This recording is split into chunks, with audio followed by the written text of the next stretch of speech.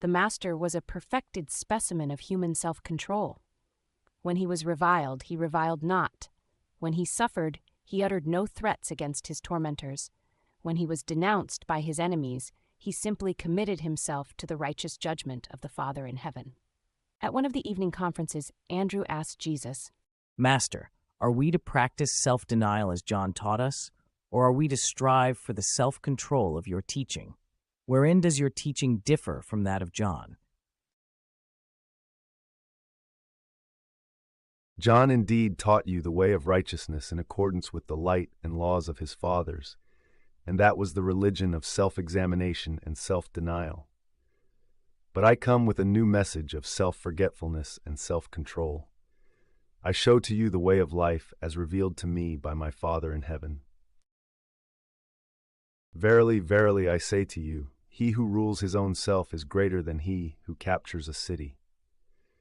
Self-mastery is the measure of man's moral nature and the indicator of his spiritual development.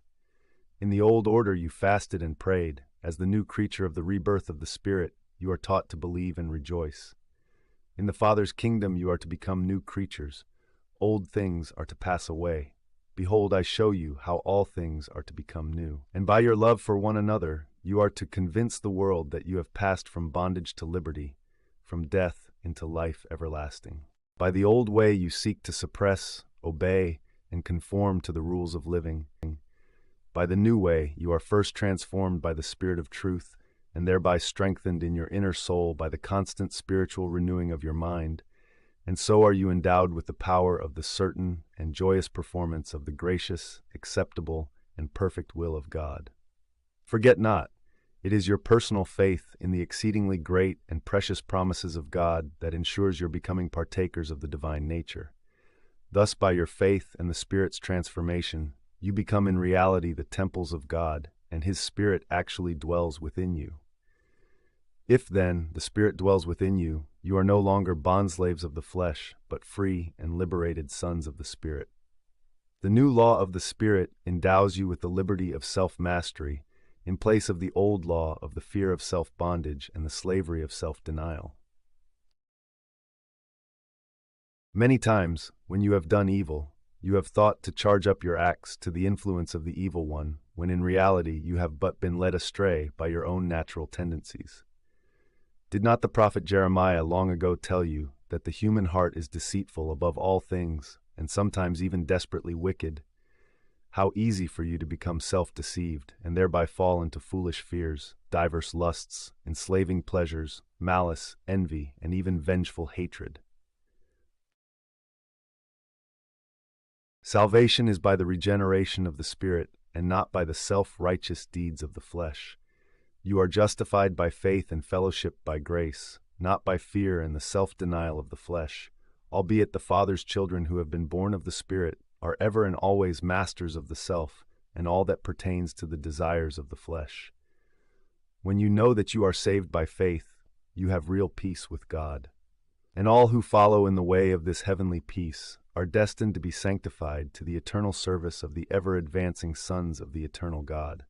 Henceforth, it is not a duty, but rather your exalted privilege to cleanse yourselves from all evils of mind and body, while you seek for perfection in the love of God. Your sonship is grounded in faith, and you are to remain unmoved by fear. Your joy is born of trust in the divine word, and you shall not therefore be led to doubt the reality of the Father's love and mercy. It is the very goodness of God that leads men into true and genuine repentance. Your secret of the mastery of self is bound up with your faith in the indwelling Spirit, which ever works by love. Even this saving faith you have not of yourselves. It also is the gift of God.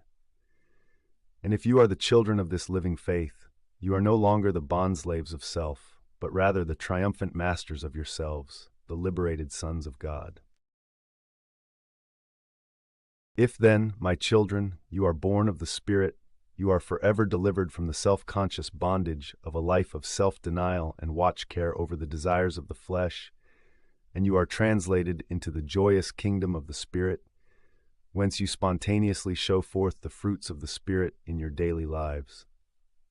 And the fruits of the Spirit are the essence of the highest type of enjoyable and ennobling self-control, even the heights of terrestrial mortal attainment, true self-mastery.